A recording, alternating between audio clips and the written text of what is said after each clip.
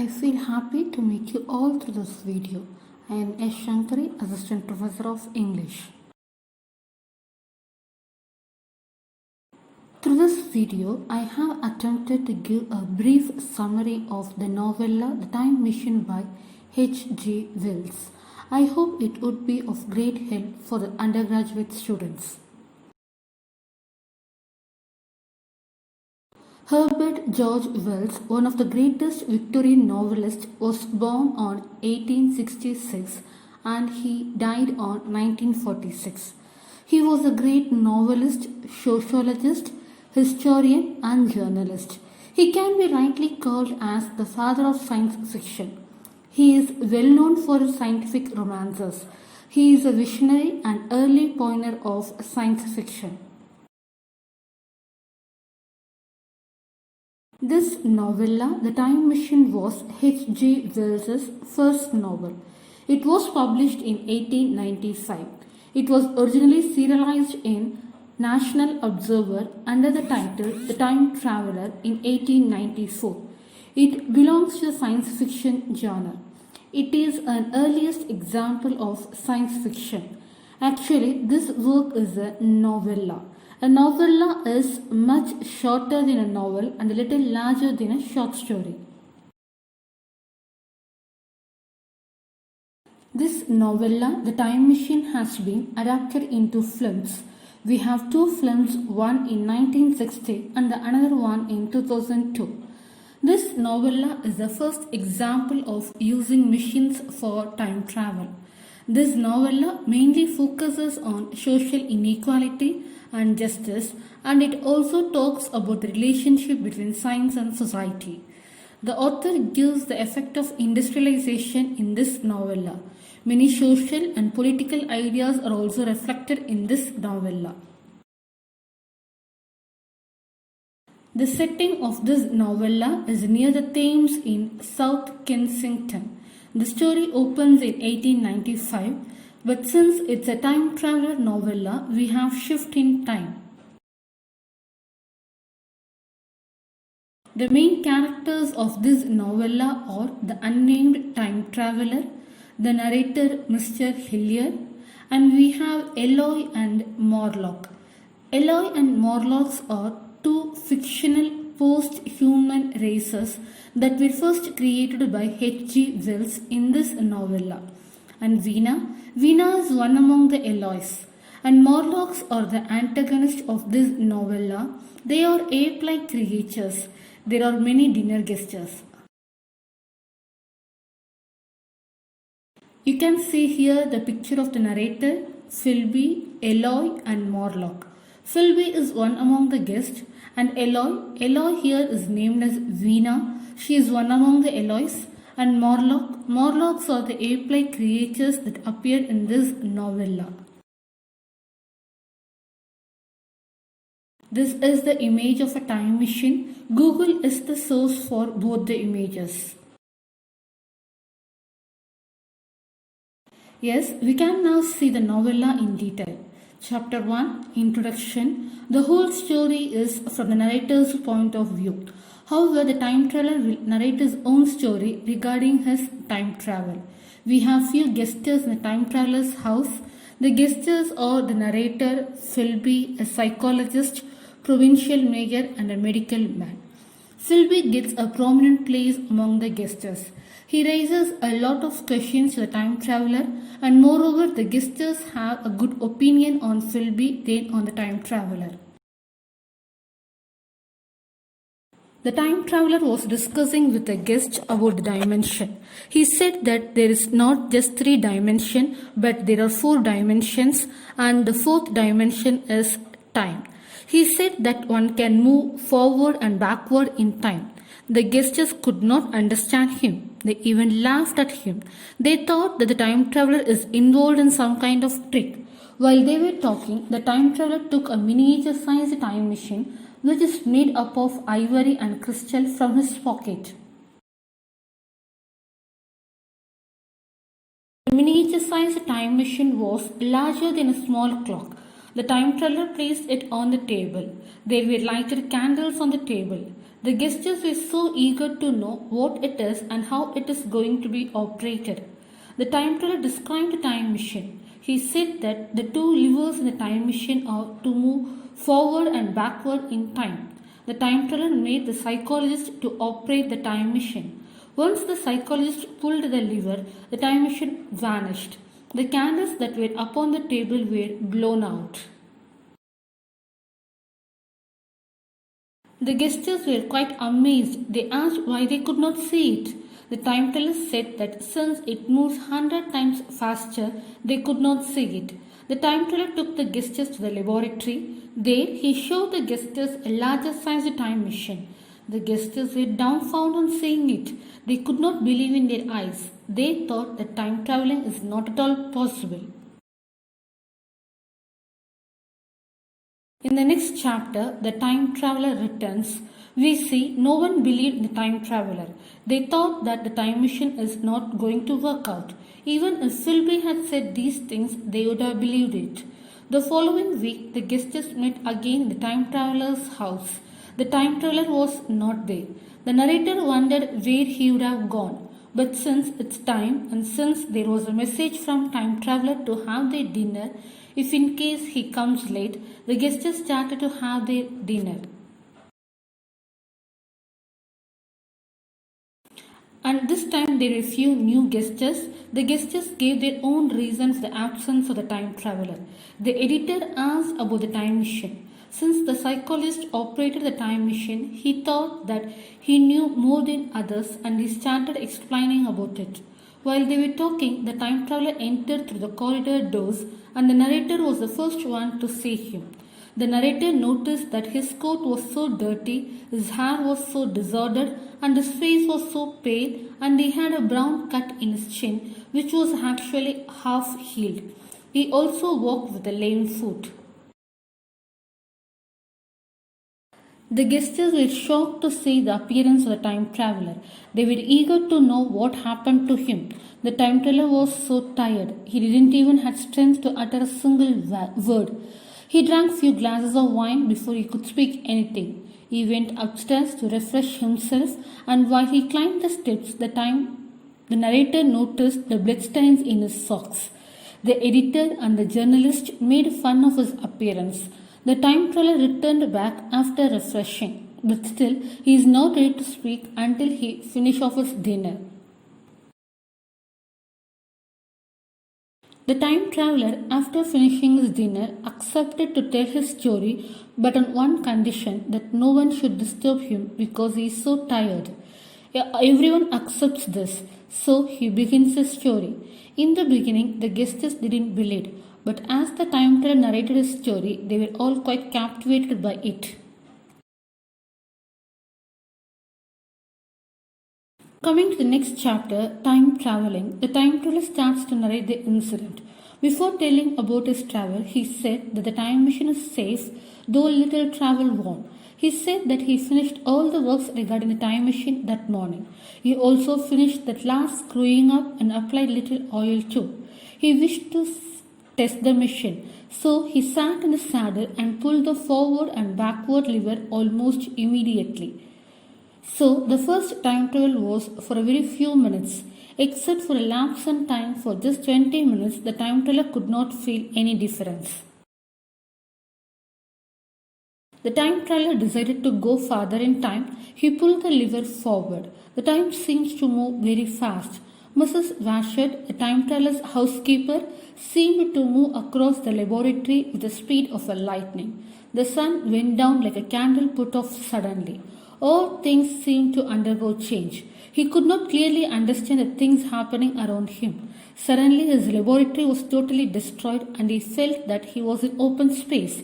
The whole landscape was changed. All the things around him moved very fast.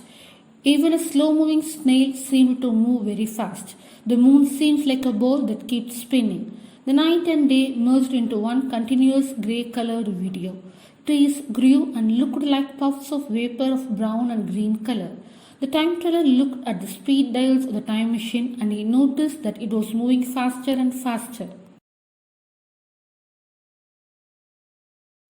The time traveler suddenly got a fear about the future. He feared about the people and their development. He thought what might happen if the time machine hits on anything. He fears for an explosion. But since there is no other go, he stops the time machine. He was in the future and it was raining heavily. He thought that the future is not welcoming him properly. He felt bad for getting fully drenched. Being in the future, he saw a statue of Sphinx made up of white marble on a bronze pedestal. Again, a fear occupied his mind. He feared what if humans have become more cruel and unsympathetic and overwhelmingly powerful. He wanted to go back. He tried to readjust the time machine. He felt bad because of the rain. But suddenly the climate changed. He could feel the sun's rays. It gave him courage. Just then the people of the future show up. They seemed short and frail to the time traveler. They were so light and beautiful. Their appearance gave courage to the time traveler. The time traveler saw the future people. He named them as Elois later, but they were just 4 feet and they had a leather belt at their waist and they were dressed in purple. He also noticed that they were wearing sandal or somewhat like a buskins in their feet. Buskins are a lengthy boot made up of leather or cloth closed with laces, the olden form of boots actually. It looked as if their legs were closer to their knees. Their heads were bare. Their appearance of the future people gave much courage to the time traveler. Yes, the first picture here is the time traveler in the future standing before the Sphinx statue, and you can see the people showing up from behind the statue. The next picture here is a statue of a Sphinx. Google is the source for both the images. Coming to the next chapter, the Golden Age, we get to know more about the future and its inhabitants. The time traveler was surprised to know that the people were not afraid of him. Many people surrounded the time traveler. They touched him to make sure that the time traveler was real. They were so delicate. Their touch was like that of the tentacles. Their hands were so flexible and delicate. Their delicate appearance gave courage to the time traveler. Their voice was so sweet, but the time traveler could not understand their language. The fragile appearance of the people gave the time traveler more courage. He thought that he can take control over them if needed. Since he is no more afraid of the people, he took the lever and kept it safely in his pockets. He also wants to make sure that no one else can take a ride in the time machine. Here we have a short description of the Eloi's appearance. The time traveler describes them that the Eloi had uniformly curly hair, minute ears, bright red lips which were so little, and large mild eyes. They had light limbs and were dressed in soft colored dresses.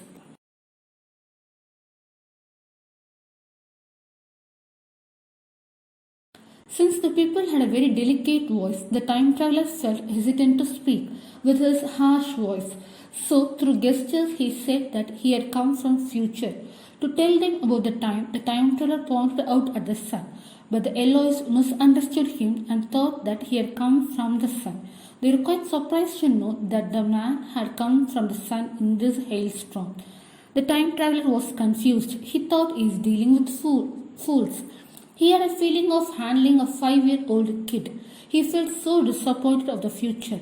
He expected a bright and knowledgeable future, but the people there, their appearance, their level of understanding disappointed the time traveler.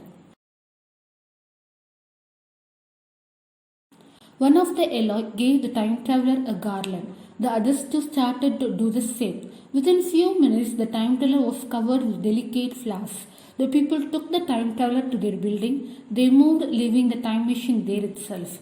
Their building was a large, colossal dimension. The building was in a bad condition actually. It had great walls. The windows were partially glazed and unglazed. Glazed is actually polished or having frames. Few windows had frames and few were left without the outer frames, and it was also broken here and there. The floors were made up of a kind of huge white metal. They were benches made up of polished stone.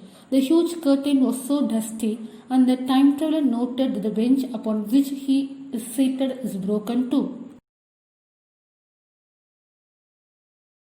In the benches there were fruits. Almost all kinds of fruit were served.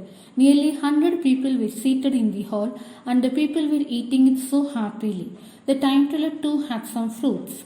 The time teller termed them as frugivorous, since they don't eat anything else except the fruit. The time teller came to know that the dogs, cattle, and horses were extinct.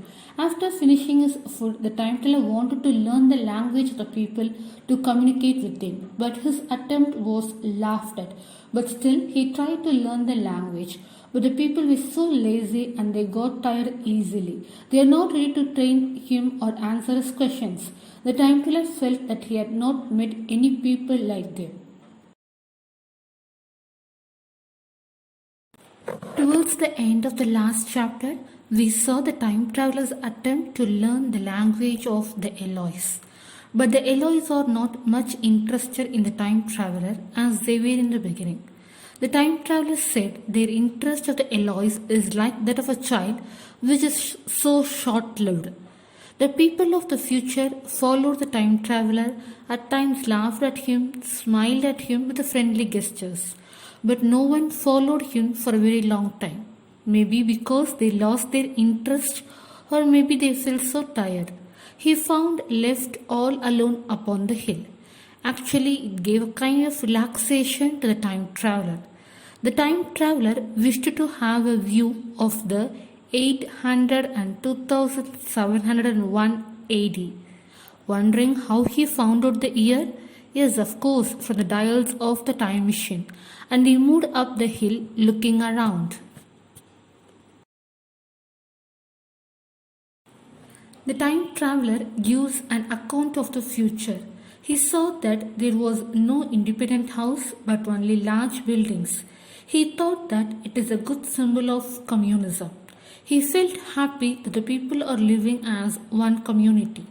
It also struck him that all the people wore same kind of costume and there is no gender differentiation and all the people looked alike. He also realized that the institution of the family has disappeared.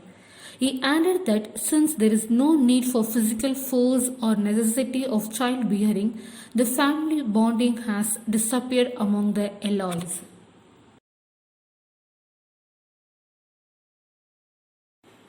When the time traveler was immersed in such thoughts, a well-like structure arrested his attention, but still he didn't give much thought to it. On reaching the top of the hill, the time traveler found a seat of some yellow metal which was corroded in few places. He sat on it and surveyed the whole landscape before him. He saw the Thames River. Yes, of course, the great Thames River of Britain. He also noted that there were no boundaries, no fences, and no ownership rights over land. Even agriculture is missing in the future. The time traveler tried to interpret future from his own point of view, but unfortunately, later he found most of his interpretations were wrong. He thought the condition of Eloi is a proof of the sunset of mankind. He thought that Elois have become feeble because there is no need for them to be strong. The time traveler thought since they don't face any hardships, they have become so weak.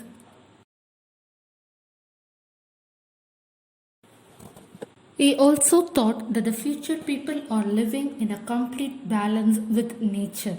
They have achieved a complete balance between animal and vegetable life to suit the human needs. He felt the air was free from all kinds of insects and bacteria, and the earth is so pure and free from fungus. He also noticed that the people are so healthy and no one suffered from disease. He thought that the future people have eradicated all diseases. He was surprised to see that the people are not at all working. They were free from all social and economical struggles. There were neither shops nor advertisements. The time traveler thought that the nature has conquered over man, And now there was a perfect harmony between man and human. Since there was no fight, strength and power was also not needed. He was quite happy that there was no war and violence. He thought that he had found out all the secrets of the future, but unfortunately, he was wrong in most of his findings about the future. Coming to the next chapter, a sudden shock. The time traveler standing upon the hill, immersed in his own thought of the Eloise, felt the chillness of the night and realized it's time to get down. He looked at the white Sphinx statue to make sure of his path, but when he could not find the time machine near the Sphinx statue, he was quite shocked. He felt totally lost. He even felt difficult to breathe. He ran down the slope. He fell down 2 to 3 times. He got wounded in his face and blood flowed down, but he didn't bother about his wounds nor stopped to wipe the blood. He thought that the Eloise would have moved the time machine from there.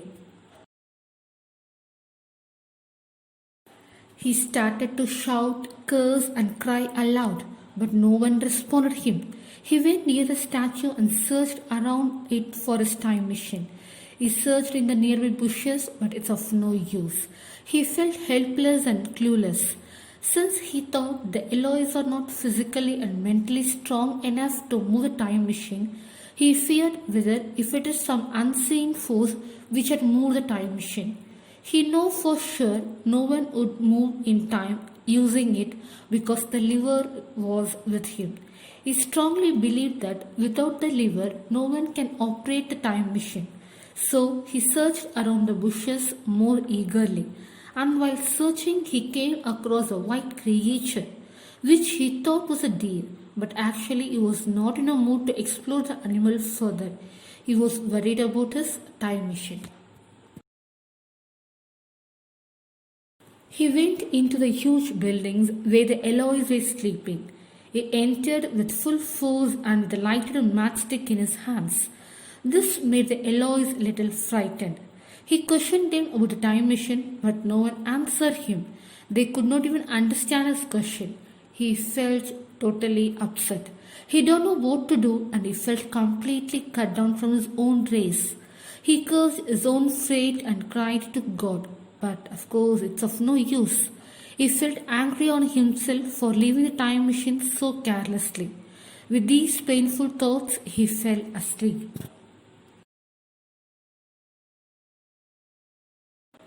Next day morning, the time traveler was more calm and composed. He thought to search for his machine, and he even thought if in case he could not get back his time machine, he should be prepared to make ready one to go back to his own age. The time traveler's courage here is noteworthy. Even after a major loss, he looked forward to the next move in his life. He planned to stay calm and search for his mission. He refreshed himself and started his search. He questioned the Eloise, but as usual they giggled at him and no proper response from them. The time traveler felt little irritated. He went near the statue and examined in the daylight. He found a footprint like those of a sloth, and the footprint was like that of a sloth. Actually, sloth is a kind of mammal which moves very slowly. They almost look like monkeys. The footprints ended near the pedestal of the Sphinx. So the time traveler thought that his time machine should be under the pedestal.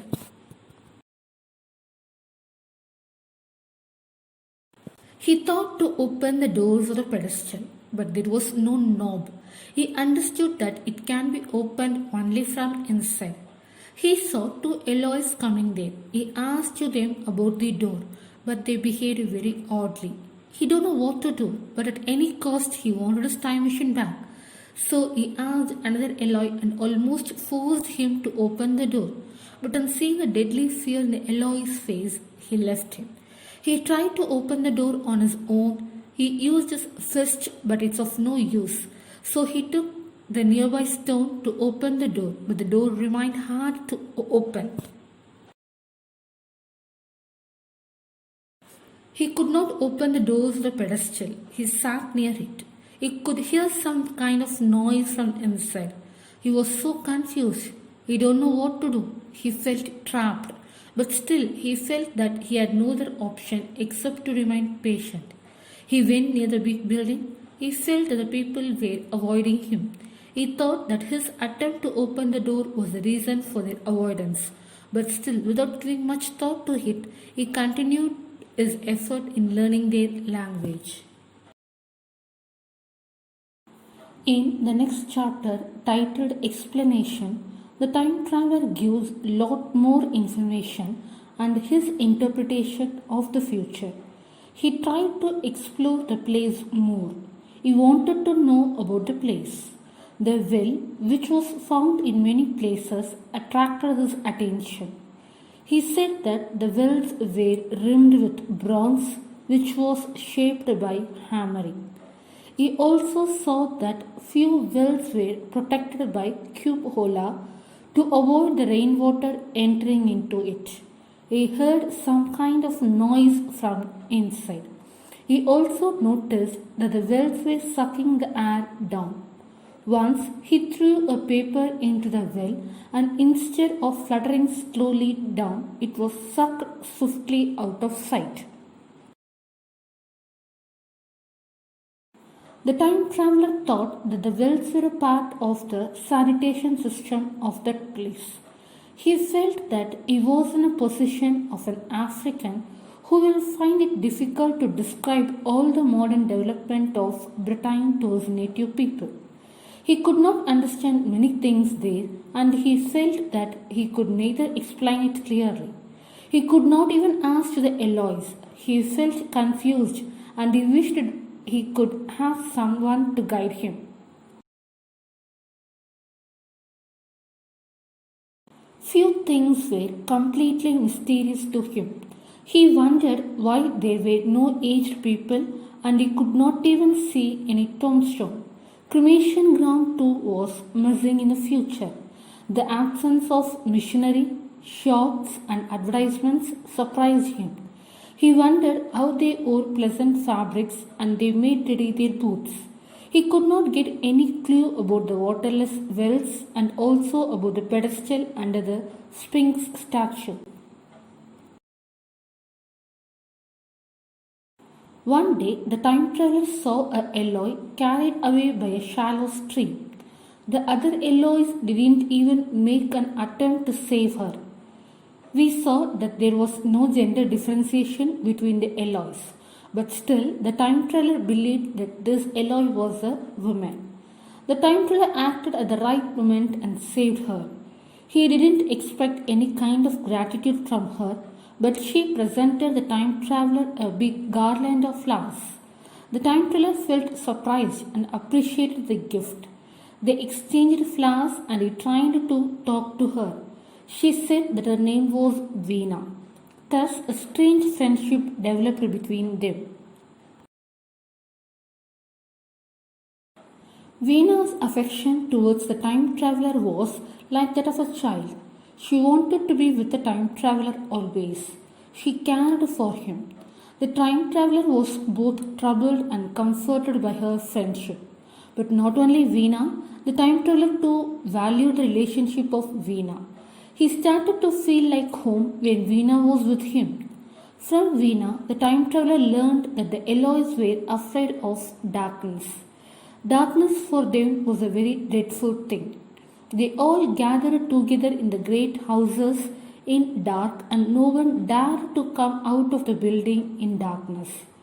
The time traveler was not afraid of such darkness, and he always preferred to sleep away from the Elois. But since Veena compelled, he too started to sleep along with the Elois. One night the time traveler's sleep was disturbed by a dream.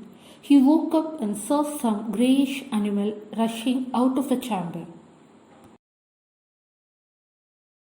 Since his sleep was disturbed and it was almost dawn, he came out of the chamber. He saw up the hill and he thought he saw ghosts and some white creatures. He fancied that he saw ape-like creatures carrying some dark body and seems to vanish among the bushes. Since it's dawn and since it was little dark too, the time traveler doubted what he saw. He had a clear view of the hill on the daylight, and he could not find any traces of those white creatures. He even had a funny thought about the existence of ghosts. The time traveler explored a ruined building one day. It was impenetrably dark inside. When he was almost trying to find his way in darkness, he saw a pair of luminous eyes watching him in darkness. At first, he was afraid even to turn, but he tried to overcome his fear and he advanced a step to spoke. He put out his hands and touched something soft. At once, something white ran past him. He saw a queer ape-like creature with its head held down in peculiar manner running across. The time traveler could not even give a clear picture of it because it ran very fast. The time traveler gave a very vague picture of this creature. He said that it was a dull white and had a strange, large greyish eyes, and it had flaxen hair. Flaxen hair here refers to the pale yellowish brown color of the hair. He could not identify whether it moved with all the fours or only with its forearms. He tried to follow this creature, but he could not find it. Instead, he came across a round well-like structure which was half closed by a fallen pillar.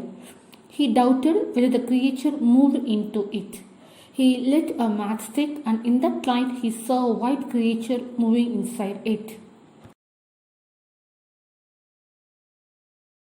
With the help of the light from the matchstick, the time traveler saw the creature moved like a human spider inside the well, and he also noticed a ladder-like structure inside the well. Before he could light other match, the creature disappeared.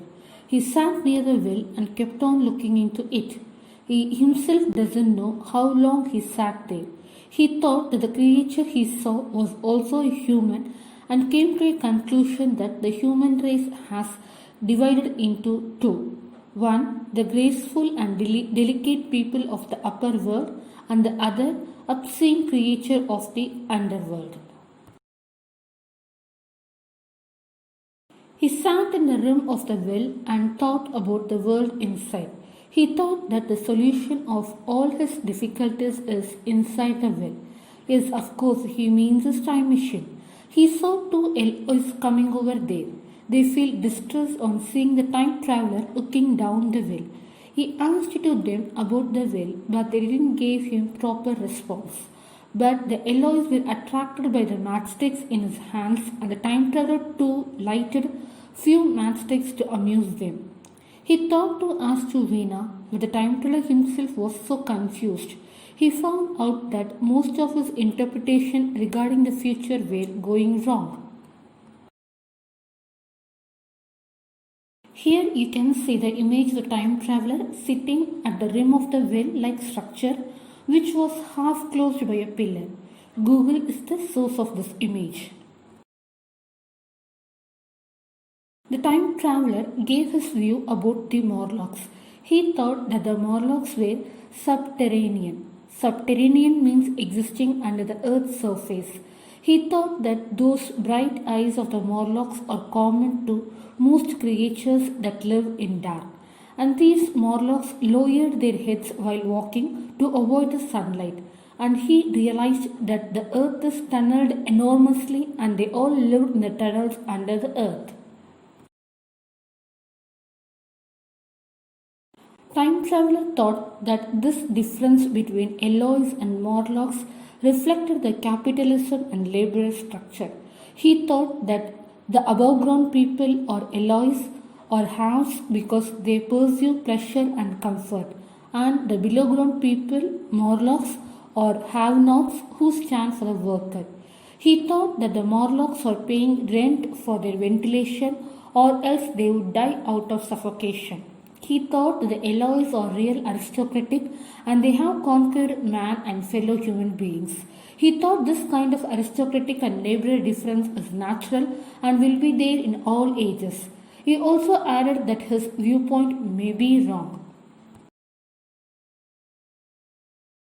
Now he knew for sure that the Morlock had taken his time machine, and he wondered why the Morlocks took it.